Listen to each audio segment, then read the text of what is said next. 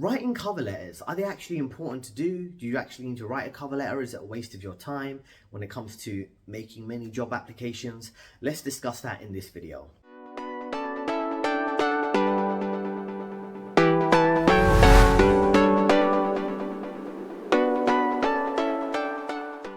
Now, I recommend, firstly, that you do write a cover letter if you're applying for an internship, you're towards the start of your career, internships, spring weeks, or you're going for a career change. Because in that case, you do need to explain why you are applying for that role, because you have a lack of experience. You're kind of shifting from university or college to your first job role.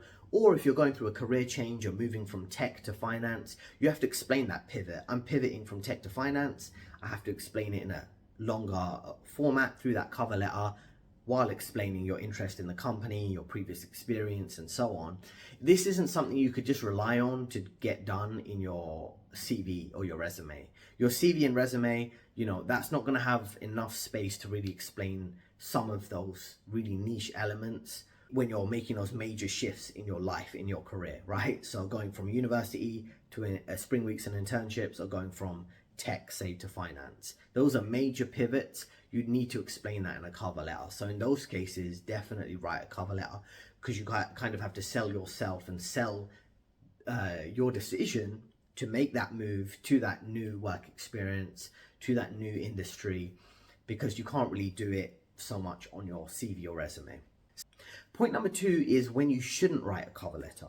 Now, you shouldn't write a cover letter if it doesn't add value. For example, if you're already in the middle of your career and you're shifting from just one role to another, you're making a lateral transition, you're making a kind of horizontal move from working in risk management for HSBC to work in risk management for Morgan Stanley. It's kind of, they know your experience, you can spell this out on your CV. You don't need to explain, oh, I'm moving from this bank to that bank to do the exact same job or very similar job because of whatever reason. That's not really needed. It's a bit unnecessary, and I wouldn't recommend you do that in that case. It doesn't really add value. In that case, and particularly if you're applying for a large volume of roles, in those scenarios, you don't really need to write a cover letter. I think in your CV profile summary, that top part of your CV, the top part of your resume, where for 3 to 5 sentences you can explain any niche things you want to mention, you can do that there. You can maybe say at the top of your CV, after 5 years experience at HSBC working in risk management, I'm looking for a new role where I can cover, say, new products, I can engage in different activity, blah, blah, blah. You can put that all at the top of your CV rather than writing a whole cover letter, which is not going to get read.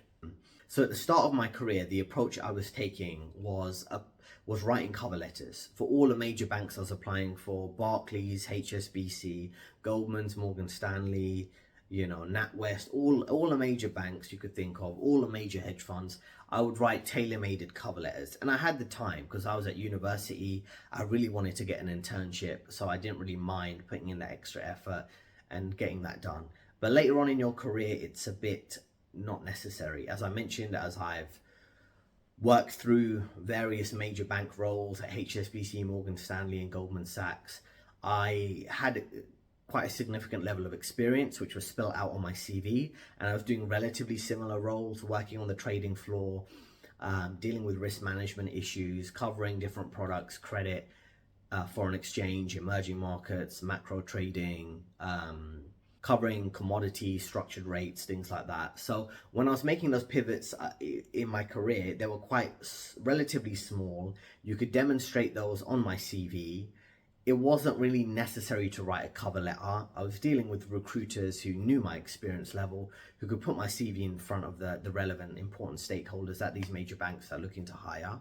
So it's kind of, they didn't really need my cover letter. What are they going to find on my cover letter that isn't already on my CV? They know I'm just moving for a higher salary and for a slightly different experience. So that was it. It's that easy.